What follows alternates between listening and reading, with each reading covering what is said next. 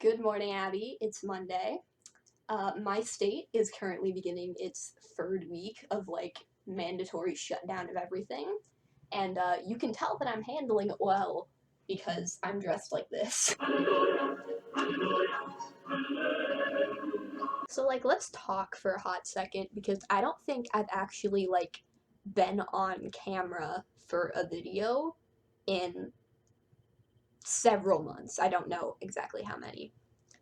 So I don't know exactly how this happened, but I just kind of reached a point where I was just like, I don't want to have to film myself, but this means but I can still make videos and put them on the channel. So I resorted to memes, and that's how we got those two Winx Club Vine comps, and then the Ace Attorney blooper alphabet, which that's probably the single most chaotic video I've ever put on this channel, which is saying a lot.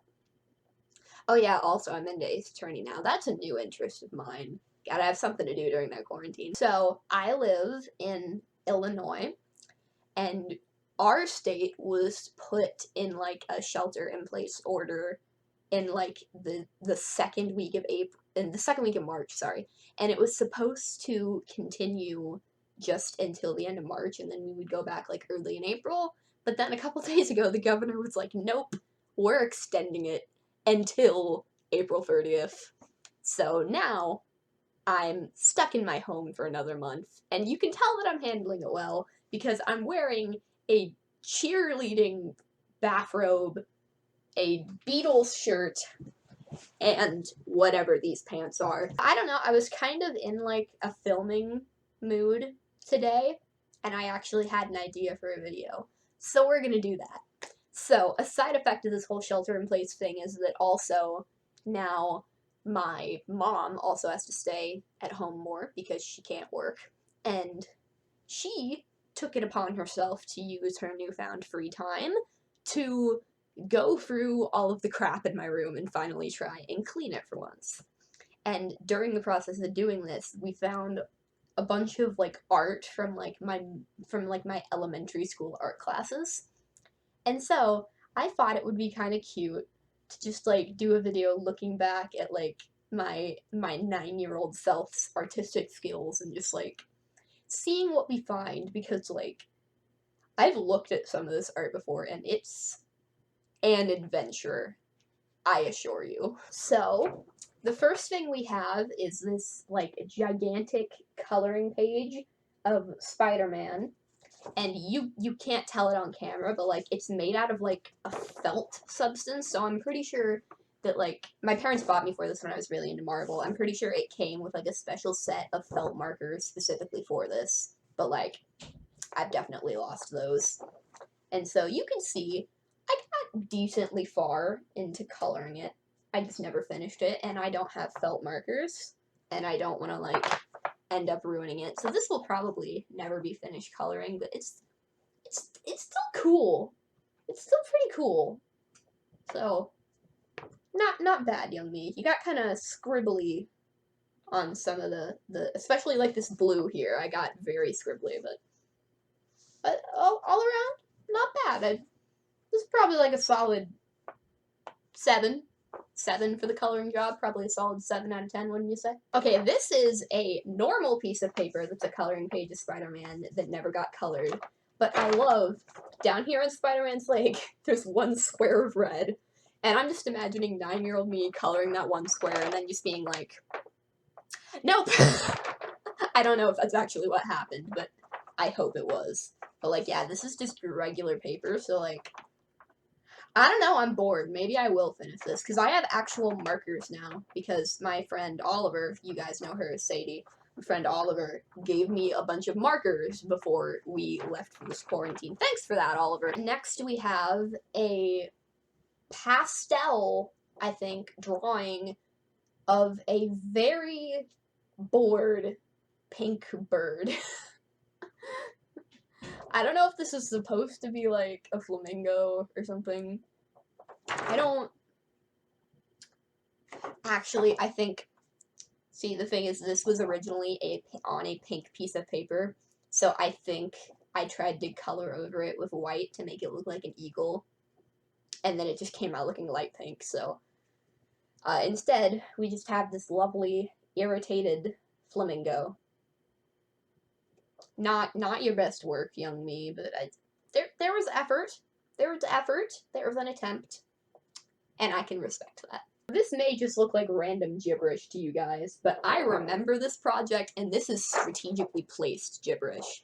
Because what happened with this project is that the teacher, we did this for like 3 days straight in class. The teacher would just call out random objects, and then we just had to draw them onto the picture, and then just like try and make it work artistically.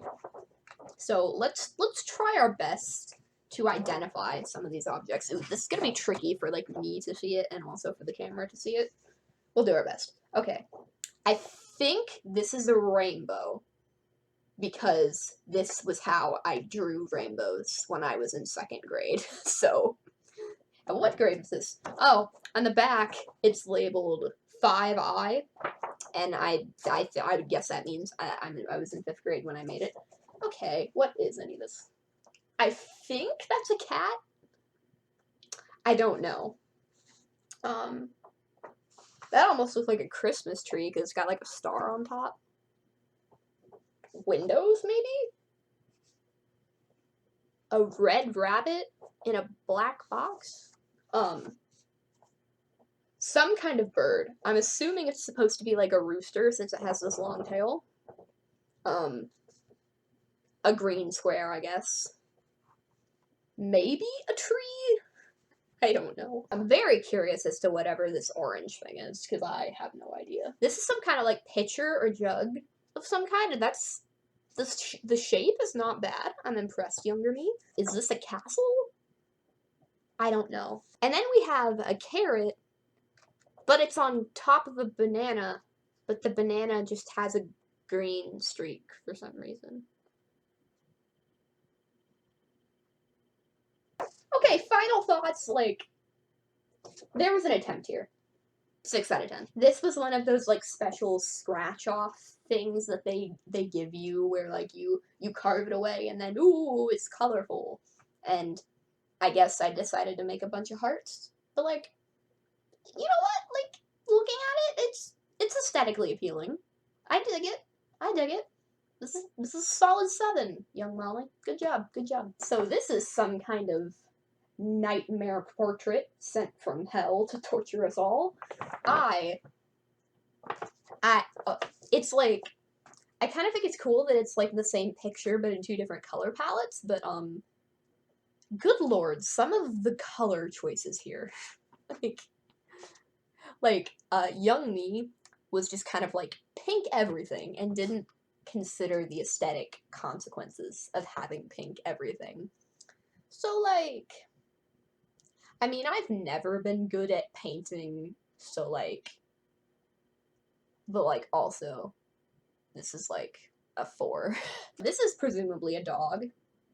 And then on the back, apparently I named it Polka, so, you know, I'm very creative. I'm a great artist. But yeah, this is probably just some, like, simple arts and crafts project I made, so not a lot of sense grading it, but I mean, it's cute. It's cute. It's content, as all the YouTubers say. I need to stop doing this thing, because I am white. I also remember this project, because I could not draw shoes for the life of me. But I was like, you know, we're gonna paint some shoes. It didn't work out well, as you can see. I mean, once again, there was an attempt, but like, honey, what is this knee?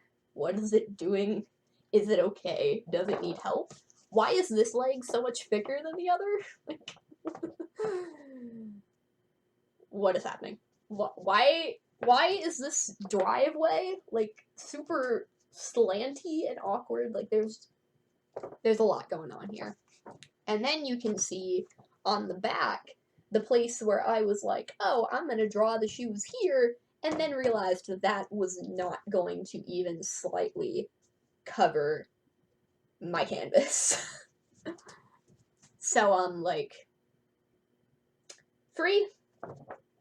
Free. This is a project that we did I'm pretty sure most of these are from 5th grade. But anyway, so basically we were handed a piece of paper that was white, but it had like a layer of black under it, and we would have to make a design off of only black and white, and then use like an X-Acto knife to cut off the white parts that we did not want. And yes, they did have like 5th graders use X-Acto knives. So make of that what you will. I'm pretty sure at this point in time, my parents had just gotten me a chess set.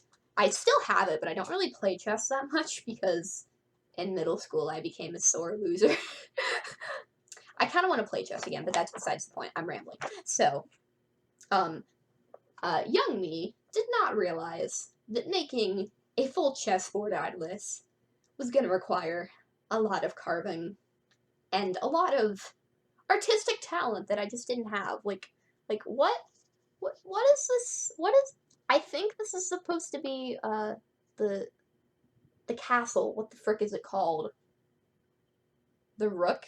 Yeah, I think this is supposed to be a rook, but like, honey, what is happening? I think these witch hats are supposed to be pawns. So then this is probably a bishop. I guess that's supposed to be a knight, but honey, that does not look anything like a horse. What is going on?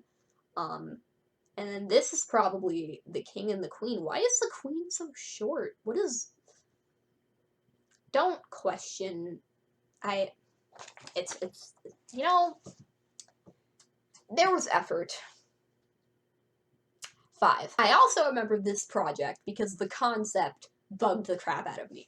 We were supposed to like create like a stained glass effect using just like paper and like pastels, I think. But like, as you could tell, the teacher didn't really explain how to do that because I was just kind of like, okay, I'm just gonna make like random lines everywhere and stained glass. But like, so I don't know how I did on this project, but honestly, like execution-wise, this isn't bad coloring. The lining's kind of wonky in the middle, but like, I'm gonna be bold and give this like a 7. Just because I can. This is a dog. I guess I named it Boxy. And for context, the first dog that my family owned was named Boxcar, so I'm assuming that's where I got Boxy from. It's a dog. Although now that I'm looking at it, some of its color scheme is kind of similar to my current dog, Freddy. So it's like, I designed it off of Freddy, but then named it Boxy. I don't know. And then on the back, it's got a thing, and it's this little light of mine, but it's rewritten about, like, how to, not to, like, treat your dog good. Can someone get, like, a full cover of this going, because I'm too lazy for that, but also, this is great. So, yeah, I like that the dog has Wonder Woman gauntlets on its arms. That really perfects the whole look we have going on. So, once again, I'm gonna give this a 7 because it's a surprisingly elegant coloring It's a surprisingly elegant coloring job from probably 9-year-old me. I don't even know what this is, but quite honestly, I find it aesthetically appealing, so like 6. What the fuck? So, your guess as to what any of this is as good as mine.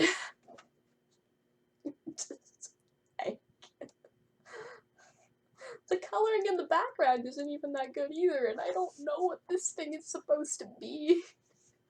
I'm not giving this one a rating. We're just gonna throw it down here in the pile and never think about it again. I actually remember part of this project too, because the teacher for the background, she was trying to teach us about, like, tinting a color. So you can see at the top here, we started with, like, really dark purple, and then it fades out to, like, a really light lilac, to an almost white even at the bottom.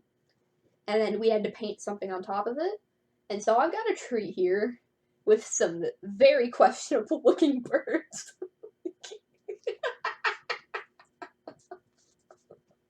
I don't know what's so funny about these things, like, posture to me. But I mean, it's got, like, it's an aesthetic. It's also got, like, a sense of mood to it too, because, like, they're black birds, so I'm assuming they're, like, ravens, and ravens are symbols of death. So, you know, we've got, like, an aesthetic going. We've got, like, a nice deep purple here. Like, the tree anatomy is questionable. Screw it, I'm giving this a 7 because I like it. Here's the thing. I didn't remember that this existed, but I think it's actually my favorite out of this lot we have here. Okay, so yes, the cat's legs are not connected to its body. But, like, and yes, the cat does have a slightly creepy face. It's not as horrifying as that other thing, but it's slightly creepy. But, like, honey, look at this color scheme. Actually, you probably can't see it well because the glare. The cat is outlined in gold, and the border is outlined in silver. And, like, I don't know. I really like the color scheme of this. Because, like, it's very, like, surrealist. Like, I feel like if this was painted in, like, the 1930s by someone famous, then, like, it's kind of cool. Like, you see it? You seeing this? I love the color scheme. What I'm learning from this is that 10-year-old me had a good eye for color schemes and nothing else. But, like, this is kind of an aesthetic. So, like, this is probably my favorite. And guess what? I'm gonna be bold and give it a 10. I don't even care. I love this thing. Okay, so now we're on the final piece of art from this little exhibit we're doing, I guess.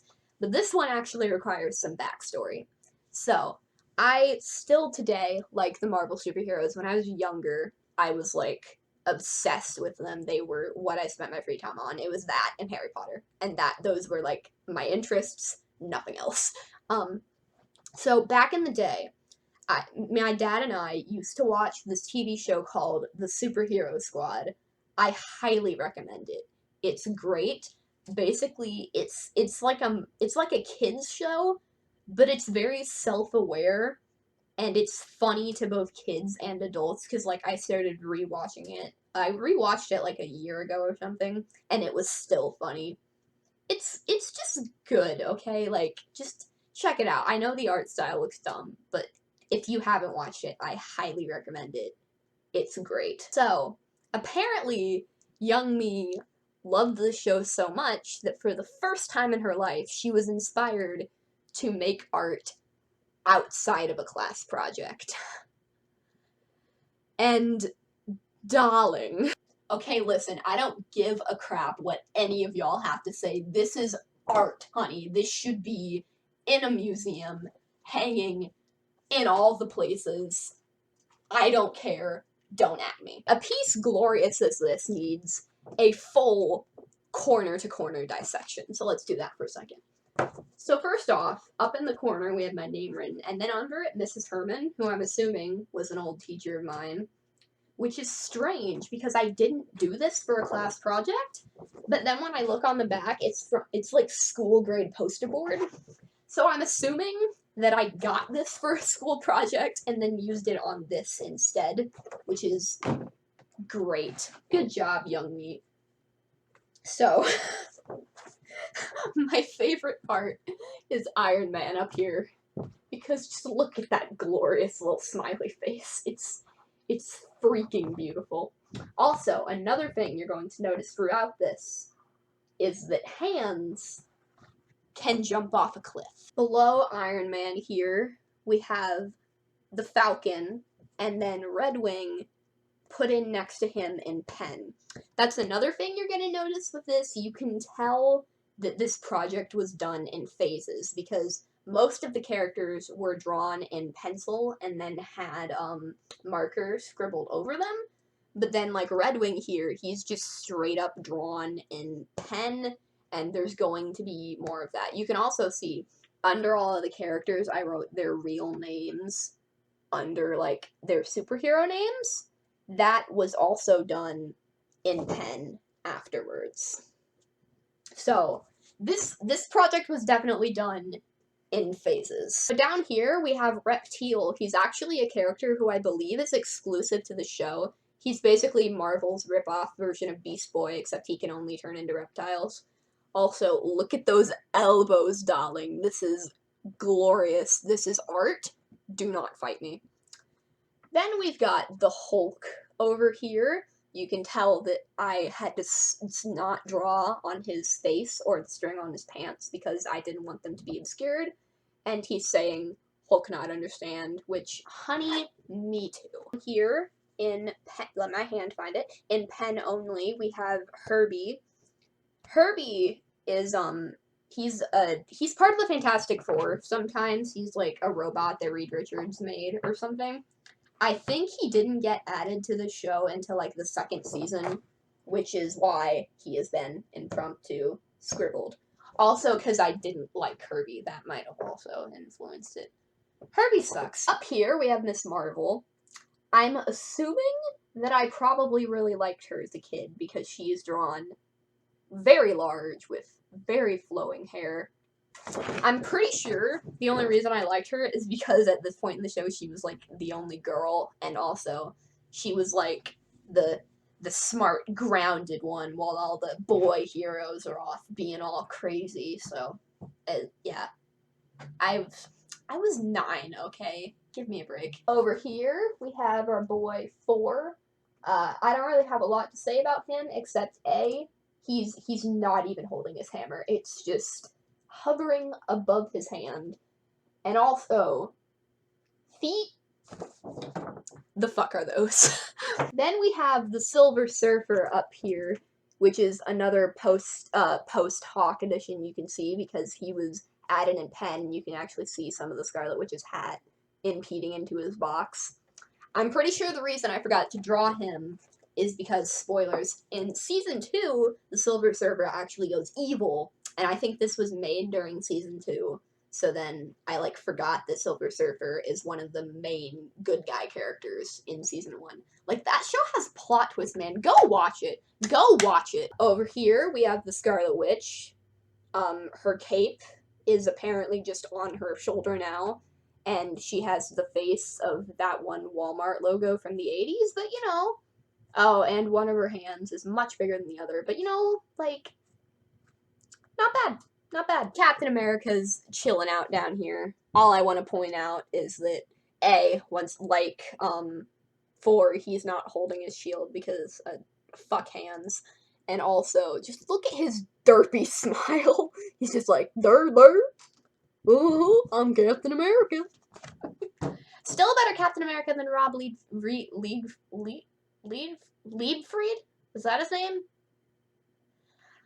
Editing Molly, put up a picture of the thing so that people know what he's talking about. This is still a better Captain America than that. So, perhaps you may have noticed that at the bottom of this poster, it says in faint, scribbly marker letters that I can't get on the camera, it says, good versus, and then ... So, if I made a poster for the good guys, honey, you know that I also made one for the villains. Where do I start with this absolutely stunning masterpiece? Van Gogh who? Never heard of him. This is what should be taught in schools. Okay. I can't keep up with my own bullshit. Over here, to start, we have a stunning representation of Thanos. You can see my rendition of him is not buff at all, which conflicts with Josh Brolin's portrayal of him in Infinity War, but, like, it's an artistic statement. Okay. And then at the top, he's saying, this blurb that he always says, he says it in, like, the intro, so it plays at the beginning of every episode. Editing Molly, if you can find the audio and not get it copyright struck, please place the audio over it as I zoom in on the speech bubble. With this Infinity Gauntlet, I, Thanos, will rule the universe! We've got the Dark Surfer, who is the corrupted evil version of the Silver Surfer. So, I should explain this. So, like, the first season of the show is episodic. It's just a bunch of separate stories. None of them really connect. And then the second season, they introduce an actual plot. And it's about Thanos, like, hunting for Infinity Stones or something. And then, like, the Silver Surfer turns evil so that he can hunt down the Infinity Stones for... Or, like... Maybe he turns evil because, like, he's tired of being used by Galactus and all the, like, Herald people. It's something dumb like that. But anyway, yeah, the entire season is the Dark Surfer and Thanos fighting over the Infinity Stones and the Infinity Gauntlet. It's very intense. Then we've got Loki over here, and he's not even in the scene. He's just thinking, I want it from afar. Oh god, look at that head. But, anyway. I think, like, the Asgardians in this show could, like, astrally project. So I think that's what I was trying to capture here. But in any case, Loki's just here now. So admire his beautiful face that doesn't look at all like a misshapen potato. This square of the page has so much happening. So let me break it down for you. As I mentioned, Thanos and the Dark Surfer are, like, the main villains of Season 2. The main villain of Season 1 is Doctor Doom, and as minions, he uses MODOK and the Abomination. And they're, like, his Team Rocket-esque dumb henchmen. So, we've got Doctor Doom flying here. That's actually not the worst rendering of Doctor Doom, not gonna lie. That's probably the best part about this whole thing. And so I think what's happening here is that there is a wall that's keeping Doctor Doom and Co. from getting over to the from getting over to the Infinity Stones over here. So I think Doctor Doom is telling MODOK to just, like, push his way past it. And so MODOK is unhappy because he's getting pushed into a psychic wall, I guess. And you can see that when I wrote mental organism designed only for killing, I misspelled organism. But once again, I was like 12. I don't know. And then, I guess Abomination is trying to push him further, but he's fallen off the L. I don't... Apparently the letters are like an actual physical, tangible substance in this poster, as opposed to the good one where they just kind of seem to be there. And then you can see Doctor Doom, he's very angry. I didn't notice that. At the bottom there, he's saying, "Where's Mole Man?" And then Mole Man... Oh, fucking Christ. Mole Man here, I guess he got stuck on the bottom of the L because he can't climb up. And he does not at all look like a pig human. And yeah, that's... Once again, I mentioned that you can tell that there were multiple stages to this piece being completed. Mole Man is the primary example of that on this poster, because everything else is, like, drawn in pencil and colored at least a little bit, but Mole Man is down here in ink, chilling, unable to climb up. So, I think I remember adding this, actually, because I showed it to my dad, and he was all happy, and then at one point he said, "Where's Mole Man?" And then I was like, shit, I forgot to draw Mole Man. And so then I added him to this whole mess with Doctor Doom and Co. on the bottom. But yeah, Mole Man is definitely the highlight of this piece, and if you disagree, you can contact my lawyer. Here is just one last view of this absolute artistic masterpiece. At the bottom it says Molly Montgomery 12, so I guess I was 12 when I made this. I didn't know I was watching the Super... Actually, that would make sense, because I am a late birthday, or I'm an early birthday person. My birthday is on, like, September So when the school year starts, like this year, I'm a junior and everyone else in my grade is 16, and then I was like just 17 very early on. And so I'm guessing that this would have been made in 6th grade then, since it says I'm 12. And I think I was still into the superhero squad at that point, so that makes sense. But yeah. Are you shocked by my artistic skill yet? That's all I have for you today. I hope you enjoyed this horrifying artistic disaster. Until I make another video, stay safe, wash your hands, please, for the love of God, and don't hold coronavirus parties. Someone did that. Someone in like Kansas or Kentucky, I think it was one of those 2 states. Molly put it up on screen. They held a coronavirus party and then got sick from the coronavirus. And they were surprised by that. So, don't be like those people. Just stay at home. I know life's weird right now, but it's probably gonna be okay. Abby, I will see you on Friday.